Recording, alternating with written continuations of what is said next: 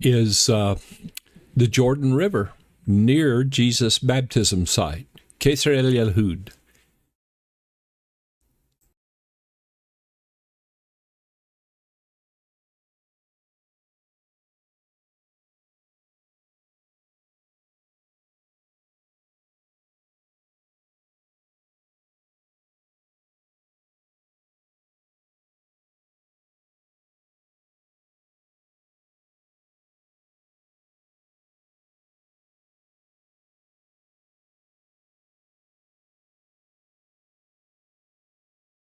Well, good morning. It's Friday, and it is September the 27th, 2024. So thankful that you are with us today. And this morning, I would like to invite you to go with me once again to the book of Matthew as we look in the Sermon on the Mount in chapter 6 today. I've titled this morning's devotion, Let Your Light Shine, Don't Shine It. You know, we often judge people by their methods, but Jesus judges people by their motive. Why do you do what you do? And in this portion of the Sermon on the Mount, Jesus teaches us that the only way to live is without hypocrisy. And he deals with the areas of giving to the poor, or you could say doing things for other people, and then he makes some statements to remind us that when we give to others and what we do for others, it's not in order to draw attention to ourselves or for somebody to say, look what a good person he is, but it's for his eyes only. We look in chapter 6, and he begins with the word beware. Beware of practicing your righteousness before men to be noticed by them. Otherwise, you have no reward with your Father who is in heaven. In other words, if you're doing it to get human attention, that's all the attention you're going to get. God's not going to give you his. The subject here in general is giving, and he uses a specific example of giving to needy people. And Jesus expects his followers to give. He expects them to give generously, but the question is why you do it. What is your motive? If you look in verses 2 and 3, he says, when you give alms. He doesn't say if you give alms. He says when you do it. He's expecting that you do it. In verses 2 and 3, when therefore you give alms, do not sound a trumpet before you, as the hypocrites do in the synagogues and in the streets, that they may be honored by men. Truly I say to you, they have their reward in full. That is the attention they're getting from those who notice them. But when you give alms, do not let your left hand know what your right hand's doing. Now, a lot of people have, by that, determined that it's wrong to give and put your name on the envelope or give what you give, or to claim it on your tax returns. Now, I disagree with that. I think you ought to claim all your charitable giving on your tax returns, not to lower your taxes, but so that you will have more money to give. Because as you have a bigger deduction, that frees up more money to be able to give. With so many complaining that the preacher's always talking about money, I find it interesting that Jesus, in the greatest sermon that's ever been preached, could complete his sermon without talking about giving. And he talks about giving. He expected his followers to use the blessings that he had given them to bless other people. And Jesus expected his followers to be aware of those who are in need. Now, I got a little bit of pushback about an illustration I used this last Sunday morning about the person who saw the sign in the rest stop along the interstate that says, my wife and I need money to make it to the next stop. And then he goes out and the guy says, hey, that same guy was here pulling the same thing 3 weeks ago. And how people do that. And there are always going to be people out there who are taking advantage of the generosity. And sometimes we just don't know, and we need that discernment. But this situation is different from that, because what Jesus is talking about here is the problem was not the what, but the why. Not what they were doing, but why they were doing it. And I think that's the root, and something we need to look at, not only in our giving, but in everything we do. It's not so much what we do, but why we do what we do. And he's referring here to the Pharisees specifically, and people who did their good deeds, but they did their good deeds in order to be seen by men. A lot of philanthropy that is done out there today is done to make people feel better about themselves. If they receive the praise of men, they can feel, hey, I'm not that bad after all. And sometimes it makes them get rid of a little bit of the guilt that they got for having some things that maybe was ill-gotten. But if you look at the word here that he talks about, in order to be seen by men, and that word that they have, truly they have their reward in full, but that word to be honored, to be seen by men, is the word theomai, which really means is the word where we get our word theater. And it literally means they do it in order to be something to be stared at. I know preachers sometimes preach in order to receive the praise of men. Singers sometimes sing in order to receive the praise of men. In both those situations, the preaching and the singing is wrong. These Pharisees love to put their piety on parade, to strut their spiritual stuff, if you will. Jesus talked about that in John 12:43, said they love the approval of men rather than the approval of God. You see, the sad thing was the Pharisees were doing the right thing, but they were doing it for the wrong reason. And it's a matter of motive. And can I tell you, no one knows your motive but you and God. But sometimes it seems as though people are doing things to show off. And the question that we have to ask ourselves is, when we do things, do we do it in order for show, or do we do it in order for God to see? Do we do it sincerely? And when we look back over here in verse 2, he says, don't be like the hypocrites who sound the trumpets in order to be, he said, they receive their reward in full. What Jesus was talking about is very interesting, because in the temple there were 13 receptacles for receiving offerings. And the mouthpieces of these chests that were there were made of brass, and they were in the shape of a trumpet. And when you would throw in the coinage, which were made out of metal, it would make a big clanging sound. And if you wanted to make a big show of your giving, you could throw that money in such a way to make that loud noise. And that was known back then as sounding the trumpet. In other words, these people were tooting their own horns. I remember growing up, Dad always had a saying, he who tooteth not his own horn, wherewith shall it be tooted? And the whole point that he was making is, if you don't brag on yourself, who's going to brag on you? And that's a bad thing, by the way. Jesus has a word for these kinds of people. He calls them hypocrites.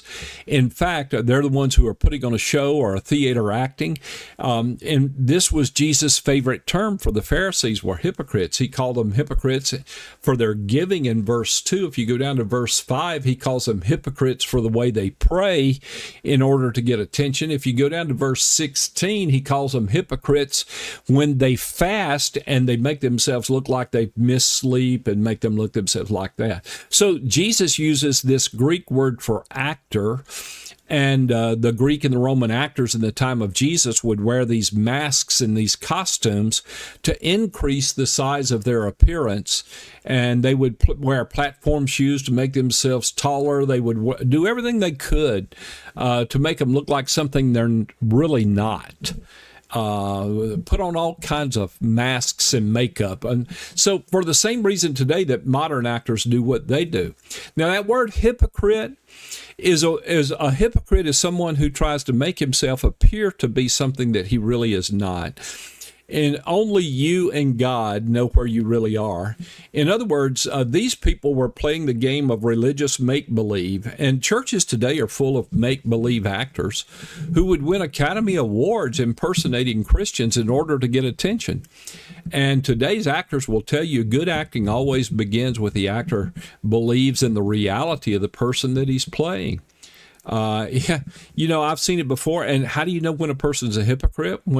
I had one lady came to me one time. I'm not going to teach if there's only 4 people in my class. I have to have at least 20 people in order for me to teach a class. That's hypocrisy, folks.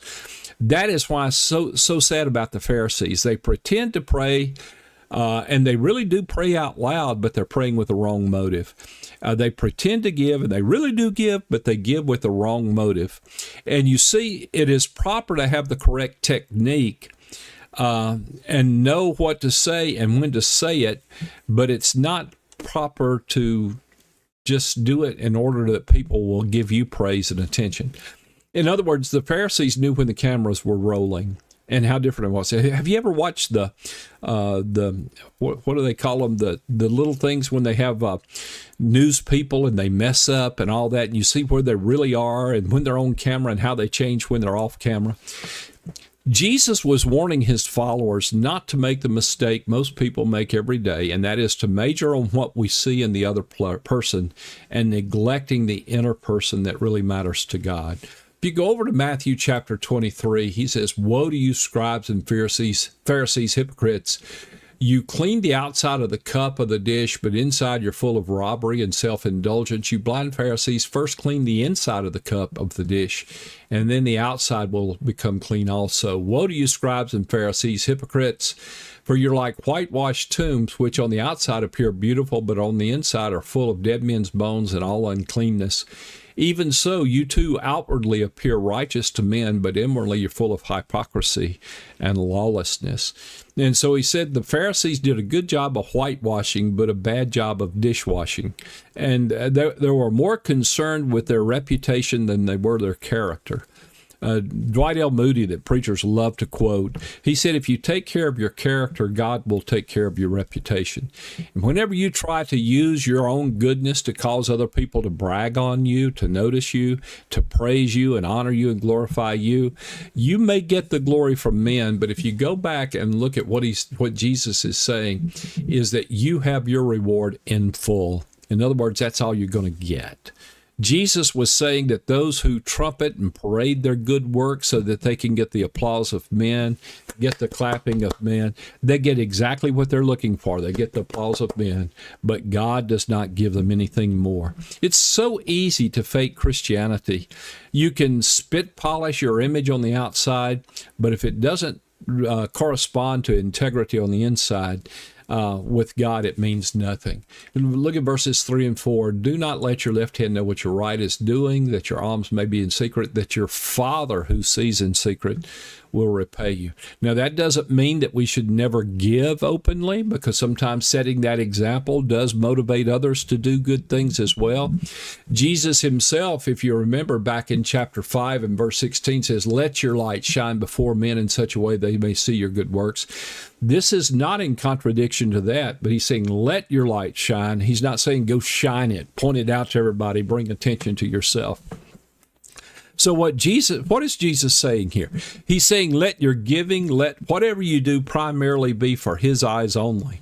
You don't always make a show of what you have or a show of what you give. So first of all, do what you do for your neighbors for God's glory and not for personal gain. Someone's well said, well, what a man does for himself, he takes with him. What he does for others, he leaves behind. And are you doing things for other people in order that you can gain more? Or are you doing for others because you want them to have more? And so the next lesson is this: the real you is what you do when only God sees. What do you do when nobody is there and the only one who sees is God? And you trust God to reward you. Jesus says here, you do what you do in secret, no fanfare, not looking for the applause of men. Do you remember that song, Every Work for Jesus Will Be Blessed? Buddy asked for everyone his best. And one of the lines in that song is, not for the praise of men, but for the Lord. And that's it. The Lord, your Father who sees you in secret, back up in verse or in chapter 6, verse 4, when you look at it, that your Father in secret will repay you, who sees in secret. God has a way of rewarding even a cup of cold water when it's given in His name, for His eyes only. Do it for His glory, and the reward will be great, both here on earth and in heaven. Father God, we thank you for time in your word this morning. We thank you for this great Sermon on the Mount that causes us to pause and ask the question, why am I doing what I am doing? And what gain am I getting out of it? Am I doing what I do for earthly gain or for heavenly gain? Am I doing it so I can get attention, or am I doing it for the Lord? Not for the praise of men, but for the Lord. Lord, I pray that I would always keep in check my motive, and that every thought, word, and deed that I have will be for your glory, not my own, and that you would be honored, lifted up, and praised. It's in Jesus' name we ask. Amen. Okay, let's look and see who is with us today. And we do remember all those in the pathway of the hurricane and all that's been going on there. Those in Florida, those in Georgia, and as it comes on up, one of the news shows was saying today the Smoky Mountain region is going to be the hardest hit because of the flooding. And it is a wet Friday morning. I noticed my daughter-in-law was one of the first ones commenting, reminding that today is my granddaughter's 4th birthday, Renly. Now I've got 9 grandkids, and the oldest one is now 19. The next one is 10, or just about 10. And then we have, I think her birthday is Monday. And then we have Rendley coming along. She is John and Tiffany's oldest, 4 years old. Bruce Brown, good morning. Michael Ricks praying for for his children who are in the path of the storm, and as well as John and Gina. Gina's surgery yesterday. And I noticed a little bit earlier, I saw John pop up and say that Gina is doing well, and say thank you for your prayers. Let's see, Darlene Fan, Vicki Harmon, Sue Gibbs, the animals lining up 2 by 2. Hurrah, hurrah. Nikki Seaton, Miss Judy Carter up in Lexington, Miss Dorothy, John and Gina. Gina's doing well. Thanks for the prayers. Shelley reminding us today is Red Friday to be praying for our military. Gary Casson in Northern Kentucky, along with Mary Baxter up there, Mr. George Henning, Janet Brown, Carol Oglesby this morning, Dixie Rivenbark. Glad you have electricity, Dixie, and are able to watch down in Florida on the St. Johns River. Vern Grant, oh, what a beautiful rainy day. Absolutely. Miss Barbara down in Orlando, good to see you with us this morning. Ashley Musgrove, Darlene Fan. Glad you're all here. When I noticed how slow everybody was getting on this morning, and then our numbers really never did get that high today. Fridays are always, people sleep in on Fridays, I think. Let's see, we have Janine out in Idaho. Good morning to you. Ms. Tanya, good morning. Carrie Hutton, Rich and Lynn Capanola. Pray for safe travels as we leave to come home Sunday. Absolutely. Kathy Cox, good morning. Jeff Johnston, good morning, Jeff. Glad you made it home through the weather yesterday. Missed you at breakfast this morning. Didn't expect you to be there, but we're glad that you are home. Once again, I want to thank you for being with us for our devotion time. Y'all pray for me as I pray for you, and I pray for you the way I do because I know what kind of prayer I need. One, discernment, and then from that I honor God in everything I think, say, and do. We do appreciate the time we share together each and every morning. Leave your name and you become a part of my prayer list. Miss Barbara down in Orlando says, my yard's a mess, but I believe no major damage. Calm right now and very blessed. She's down in Orlando. That's good. Thank you, Miss Barbara, for sharing. Y'all have a great day. Lord willing, we'll see you next Monday. This coming Lord's Day, we're going to be focusing on the Lord's Supper in our morning service, and then we're going to have a hymn sing Sunday night.